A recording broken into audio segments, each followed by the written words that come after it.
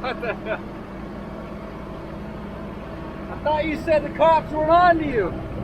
Oh, never mind. He's on a different call.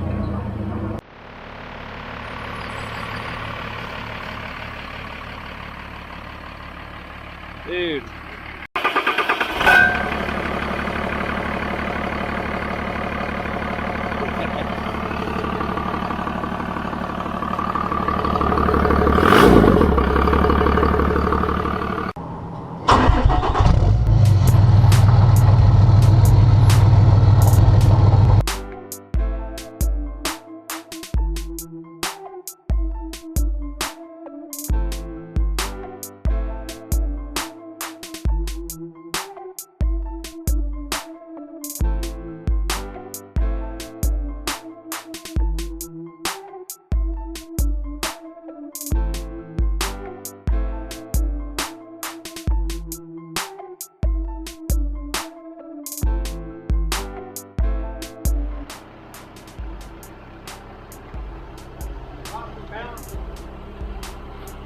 Like I can hold this thing. Make this look. Hey, put your arm underneath it. If it falls, you got a cushion. Yeah, I'll just get underneath it. Go get your boots underneath. You got your nice boots on. Oh, it is filthy kind I kept telling you to go back. It looks, go up there and sit in it. It looks like it's freaking tilted way back.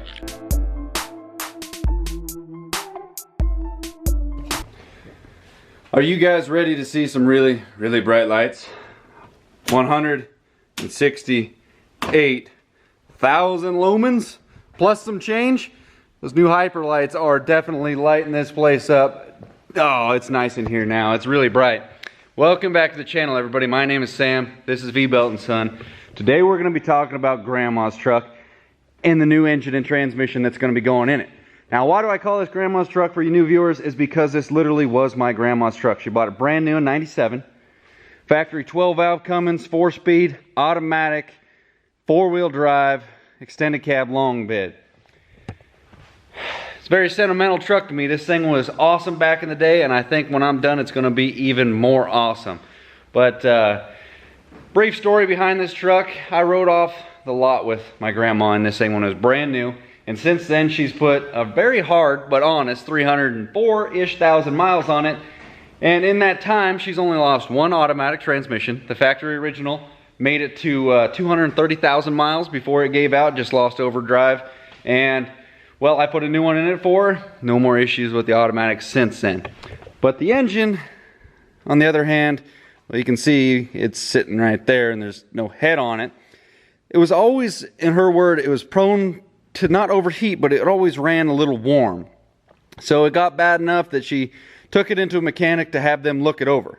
Now, I am a certified diesel mechanic, but I am also 6 hours away from my grandma, so it's not really, I can't get out there in a hurry and just redo a head or whatever the problem might be on her truck. So she had a professional check the vehicle out, check the engine out.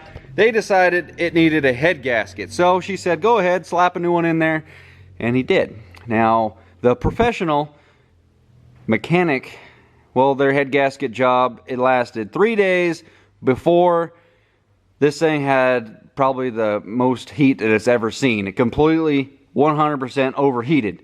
And my grandma was fed up and said, you know what, I'm just going to park the truck. I'll deal with it another day. She got home safe and sound. And by the way, my grandmother's doing fine right now. She's quarantined in her cabin out in the middle of the desert, isolated, staying away from anybody, trying to stay safe and not get sick. But she just parked the truck, and I tried for a long time to buy it from her. And then one Christmas, I opened up a card from her, and it was the pink slip. So thank you, grandmother. I really appreciate this. I'm trying to do the best I can with it. I need to put some effort into it. But back to the engine. I checked all the common stuff because what had happened is the oil was good and black when I fired it up and drove it on the trailer to get it home.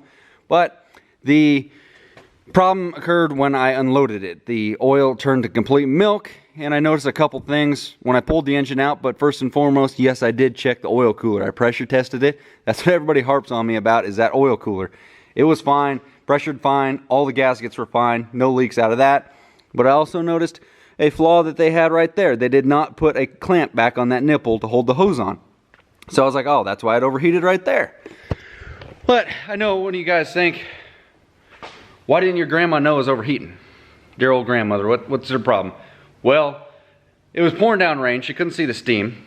And the next thing is, why didn't she check her temperature gauge? Well, when they put the head back on, they broke the sensor off the back of the head. So they didn't even plug it back in. They just sent her on her way. As far as she knew, she thought the thing hadn't even warmed up. But here's the real kicker that I didn't even notice, but 3 of you guys noticed it, is when I pulled the thermostat off and showed you guys the nasty milky oil behind it. Look at this here. Look at that milk that's behind that there. There's something funny about that thermostat. It is, it's in there backwards. Now, if you know a thing or two about thermostats, is if you put it in backwards, it gets hot really quick. And that is because it's pretty much a one-way check valve. It's a one-way street. It does not flow backwards. So it had no coolant flow, automatically heat up. But she drove this thing for 3 days, did not know that. And I mean, any common folk, you look at your gauge, you know, you're probably like, oh, it's not even warmed up. But if you're a mechanic inclined kind of a person, you go, why is that thing not heating up? You're probably going to investigate it more. So this bad boy overheated to an extreme amount, and I don't know what the fate of the engine is, but on the time frame that I would like to see this truck back together, the big setback would be getting the engine rebuilt. But I came up with an idea a while back, and I didn't think it was actually going to work out at first because it's kind of expensive. But I found something on Craigslist the other day, and I had to go get it. So are you guys ready to see Grandma's new engine? Because it's right here.